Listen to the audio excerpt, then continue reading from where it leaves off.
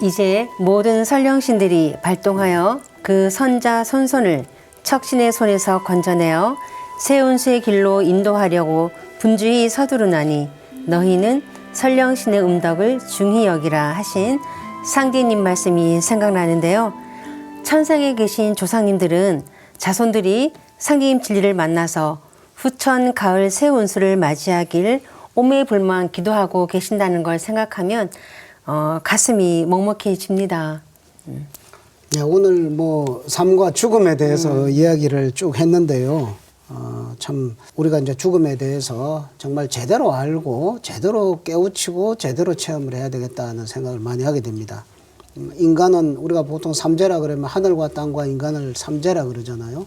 그래서 우리 인간은 하늘과 땅에서 태어나서 죽는 날까지 여기서 이렇게 천지와 더불어 살아가는데, 천지는 크고 인간은 작아서 인간은 이 작은 몸덩어리에 갇혀서 끊임없이 자기를 초국하면서 극복하면서 살아야 하는 그런 존재죠.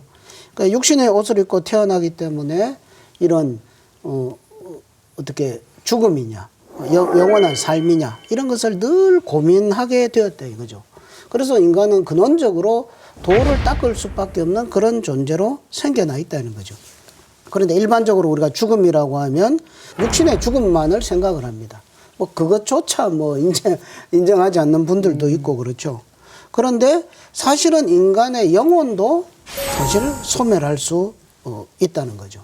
그 상제님께서는 뭐 이제 이 인간의 영혼이 사후에 영혼이 존재하느냐 소멸하느냐 이런 문제까지를 설명해 준 선천종교는 없었습니다. 그런데 상제님께서는 도를 잘 닦는 자는 그 정혼이 굳게 뭉쳐서 죽어서 천상에 올라가 영원히 흩어지지 아니하나 도를 닦지 않는 자는 정혼이 흩어져서 연기와 같이 사라지느니라.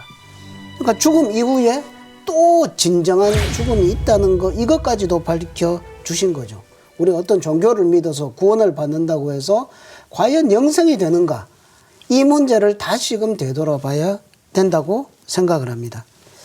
그래서 인간이 뭔가를 믿고 뭐 이런 게 아니라 자기가 스스로 도를 닦아서 영혼을 정화하지 않고 자기 중심으로 살면서 뭐 죄를 범하거나 뭐 타락까지 한다 이렇게 되면은 어떤 결과가 되는 거냐, 그거는 영원한 소멸의 경계로 이렇게 들어간다는 거죠.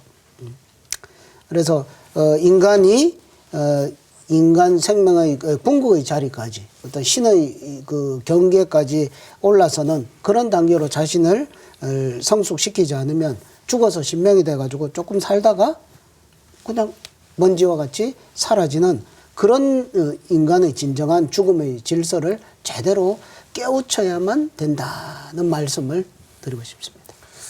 제가 그 다이빙을 한참 한 적이 있어요. 2년 전에. 근데 그 동해안 고성 앞바다에서 표류가 됐어요, 제가. 아주 극적으로 제가 구조가 됐는데, 안 그러면 이제 여러분 못 볼 뻔했는데, 제가 또 작년에는 계룡산 산신각에서 절을 하고 있었어요, 이렇게. 근데 거기서 충문을 읽고 있던 왕보살이라는 분이 충문을 한참 읽다가 갑자기 딱 끊더니 그냥 죽을 뻔했네, 나한테 그러는 거예요.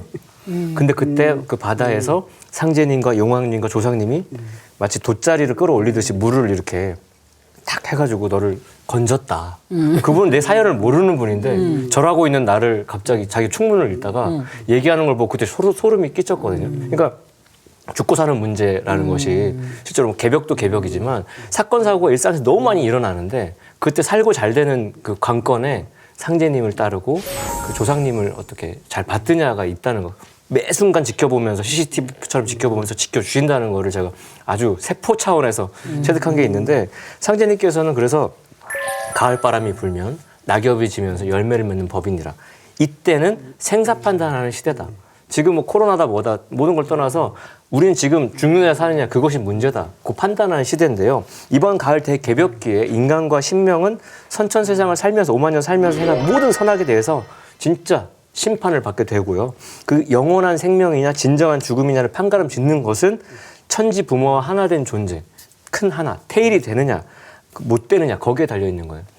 그래서 여기에서 천지와 더불어 하나 되는 삶을 살고 조화로운 정신을 가져야 되는 아주 필연적인 이유가 있는 거고, 우리는 이러한 창조의 법칙을 잠시도 잊지 말고 만물의 생명의 근원이시면서 인간에게 영생과 자유를 주시는 그 상제님의 말씀, 그 중심으로 살면서 끊임없이 도를 잘 닦아가지고 생명의 근원인 도로 돌아가야 된다.